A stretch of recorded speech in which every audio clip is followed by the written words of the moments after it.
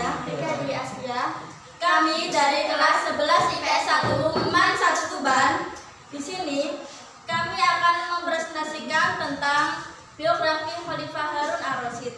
Tapi sebelum itu, ayo klik tombol subscribe bagi yang belum, dan jangan lupa nyalain loncengnya.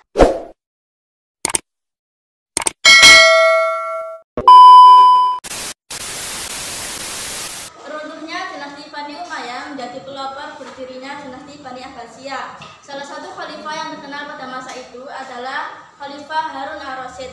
Ia merupakan khalifah terbaik pada masa dinasti Bani Abbasiyah. Nah, teman-teman, apakah kalian pernah mendengar nama Khalifah Harun ar-Rasyid itu? Nah, kalau kalian penasaran, tonton video ini sampai habis ya.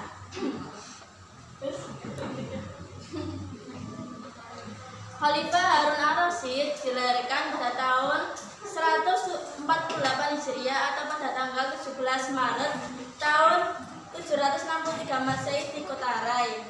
Ia merupakan putra dari khalifah yang ketiga, yaitu Al-Mahdi. Saat itu ayahnya menjadi pemimpin di kota Rai dan wilayah Khurasan.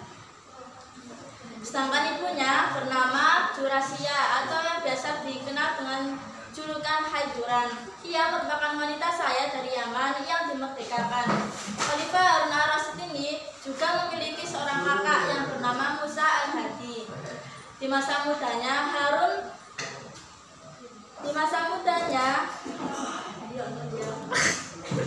ar-Rasyid ditempa dengan pendidikan agama Islam dan pemerintahan di lingkungan istana. Salah satu guru Khalifah Harun ar-Rasyid yang paling populer pada masa itu adalah Yahya bin Khalid. Berbekal pendidikan yang memadai, Harun pun tumbuh menjadi seorang yang berotak encer, berkepribadian kuat, dan fasih dalam berbicara. Ketika tumbuh menjadi seorang remaja, Harun sudah mulai diterjunkan ayahnya dalam urusan pemerintahan. Ia dipercaya ayahnya untuk memimpin ekspedisi militer untuk menaklukkan kota Bizantium. Ekspedisi militer ini dilakukannya sebanyak 2 kali. Ekspedisi militer yang pertama dilakukan pada tahun 779 sampai 780 Masehi, sedangkan ekspedisi kedua dilakukan pada tahun 781 sampai 782 Masehi. Harun ar-Rasyid yang dikenal berwibawa sudah mampu menggerakkan 95.000 pasukan beserta pejabat tinggi dan jenderal veteran. Dari mereka pula lah Harun pun banyak belajar tentang strategi pertempuran. Sebelum dinobatkan sebagai khalifah, Harun ar-Rasyid didaulat ayahnya menjadi gubernur di Asyafa pada tahun 779 Masehi dan di Maghrib pada tahun 780 Masehi. 2 tahun setelah menjadi gubernur, sang ayah mengukuhkannya menjadi khalifah penggantinya. Pengangkatannya terjadi pada tanggal 16 Rabiul Awal 170 Hijriah. Saat menjadi khalifah, umurnya baru menginjak 25 tahun. Ia menduduki tahta tertinggi di dinasti Bani Abbasiyah sebagai khalifah kelima. Harun berkuasa selama 23 tahun, yaitu pada tahun 786 Masehi sampai 809 Masehi. Harun mampu membawa dinasti Bani Abbasiyah ke puncak kejayaan. Sebagai seorang pemimpin, ia menjalin hubungan harmonis dengan para ulama, qori, ahli hukum, penulis, dan seniman. Sebagai seorang pemimpin dan muslim yang taat, Harun sangat rajin beribadah. Konon ia terbiasa menjalankan ibadah sholat sunnah hingga 100 rakaat setiap harinya. 2 kali dalam setahun, Harun kerap menunaikan ibadah haji dan umroh dengan berjalan kaki dari kota Baghdad ke Mekah. Dalam menjalankan roda pemerintahan, Harun ar-Rasyid tidak mengenal korupsi dan dengan kompromi yang merugikan rakyatnya.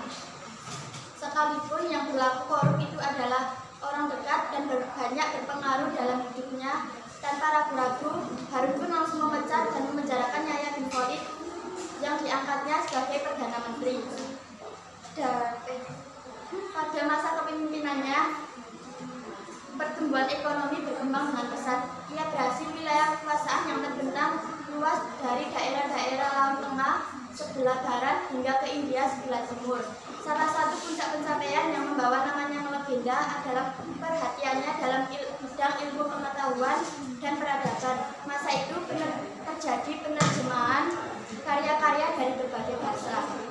Kebijakan Harun ar-Rasyid adalah: 1. Mewujudkan keamanan, kedamaian, serta kesejahteraan rakyat. 2. Membangun kota Baghdad dengan bangunan megah. 3. Membangun banyak tempat peribadatan. 4.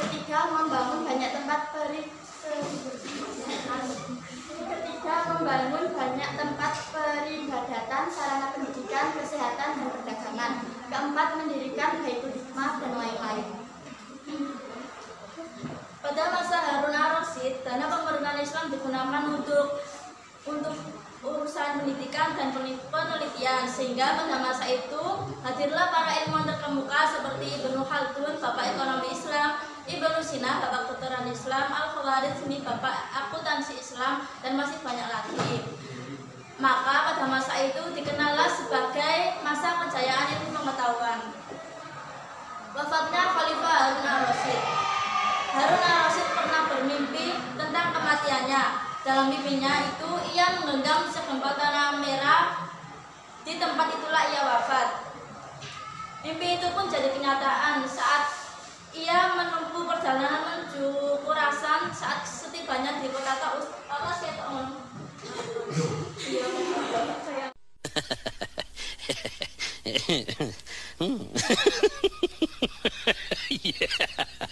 Yeah.